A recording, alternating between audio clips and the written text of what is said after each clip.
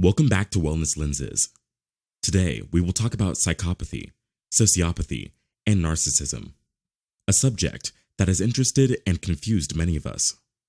We will try to understand not only the differences, but also the small details that make each of these personality disorders unique as we learn more about the subject.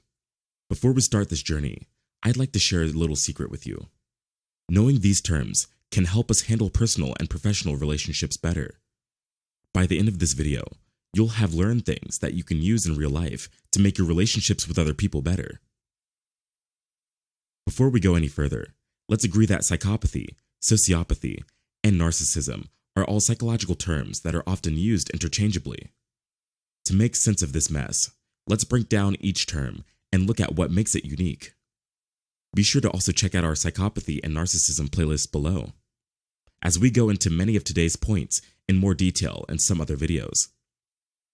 Psychopathy is where we begin.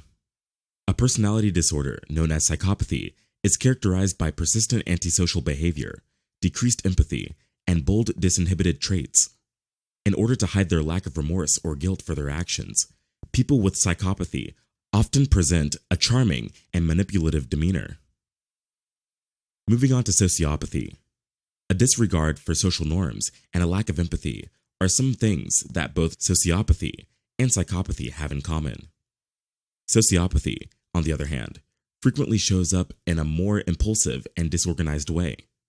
It can be hard for people with sociopathic traits to fit in with other people and make real connections. The last word is narcissism, which is a word we use every day.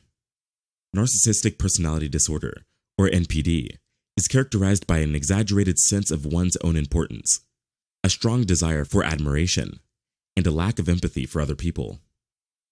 Narcissistic people may have low self-esteem and need validation all the time. And now, let's talk about the big problem: how these personality disorders overlap.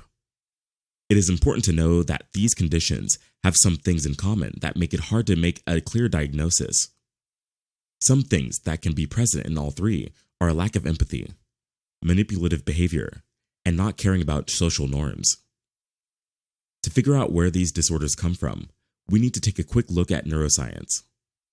The neural basis of these personality disorders has been largely uncovered by functional magnetic resonance imaging and positron emission tomography scans, two of the most advanced brain imaging techniques.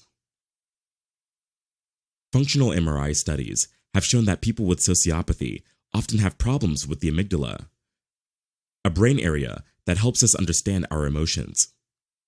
Fear and empathy are two emotions that the amygdala is in charge of recognizing and responding to. This important emotional processing center may be less active in people with sociopathy, which makes it harder for them to understand and respond to other people's emotions. When it comes to narcissism, the prefrontal cortex, a region linked to decision-making, self-control, and social behavior, has been the focus of research using brain imaging techniques. There may be structural and functional differences in the prefrontal cortex of people with narcissistic traits. These differences may help explain why they feel so important and find it hard to relate to others. Changes have been seen in the neural reward systems of people with sociopathy, psychopathy, and narcissism.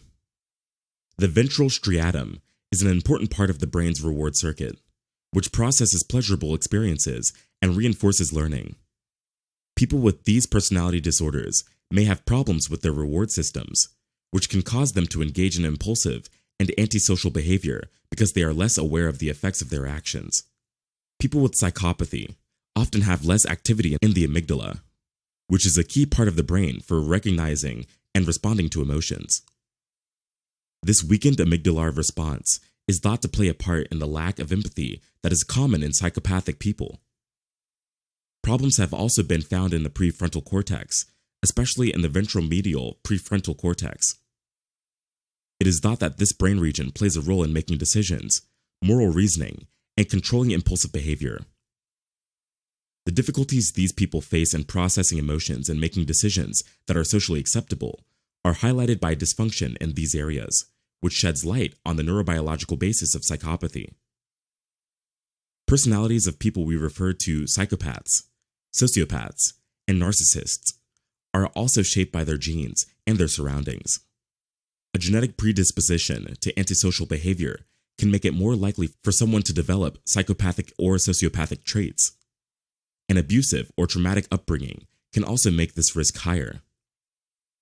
To understand where NPD comes from, you have to look at both genetic factors and environmental factors. Researchers have found that narcissistic traits are passed down through families. This suggests that some people may be more likely to develop NPD because of their genes. Twin studies have helped a lot in figuring out how personality disorders, like NPD, are caused by genes. The results show that identical twins have a higher rate of concordance, which suggests that genes play a bigger role. Environmental factors are very important in determining how narcissistic traits show up in people. Things that happen in childhood, especially during the formative years, can have a big effect on the development of NPD. As a way to deal with bad things that happen to them as kids, like being ignored, getting too much praise without real validation, or having parents who were inconsistent, narcissistic traits may develop. John Bowlby came up with the idea of attachment theory, which says that early attachment experiences with caregivers shape how people interact with each other throughout their lives. Be sure to watch our video on this topic. We'll list it below. In the case of NPD, an unstable attachment style, like an anxious, ambivalent, or avoidant attachment style, may help the development of narcissistic traits as a way to make up for feelings of not being good enough. So what's the bottom line? What are the major ways that psychopathy, sociopathy, and narcissism are different? Here are the main features of psychopathy. Psychopaths often don't show much emotional depth or empathy, and they don't seem to care about other people's feelings. They use their charm to take advantage of others for their own gain. People with psychopathy often act impulsively and without thinking because they want to be stimulated and satisfied right away. And for a contrast, here are the major characteristics of sociopathy. People with sociopathy act in unpredictable and impulsive ways and have a hard time following social rules. Sociopaths often have unstable and disorganized lives, making it hard for them to keep relationships stable. Unlike psychopaths, sociopaths may find it hard to really connect emotionally with other people. And finally, the main traits of people with narcissistic personality disorder. People with NPD think they are much more important than they really are and often expect others to treat them differently. People with NPD have a hard time understanding or connecting with other people's feelings, so they lack empathy. People with NPD often have low self-esteem and need constant validation from others, even if they seem confident. So, what characteristics are common to all three conditions? There is some manipulative behavior in all three conditions, but the reasons may be different. People with psychopathy, sociopathy, and NPD all don't care about what other people think or expect. People with these conditions may have problems in the parts of their brain that handle emotions, which can make it harder for them to understand how others feel. When dealing with someone who acts in these ways, it's important to set limits. Knowing and telling someone your limits can keep you from being manipulated and help your mental health, whether it's a coworker, friend, or family member. Even though we need to protect ourselves, developing empathy and compassion can be very helpful. People with these personality disorders often don't have any real friends or family. If we treat them with compassion, we might be able to create an atmosphere that supports positive change.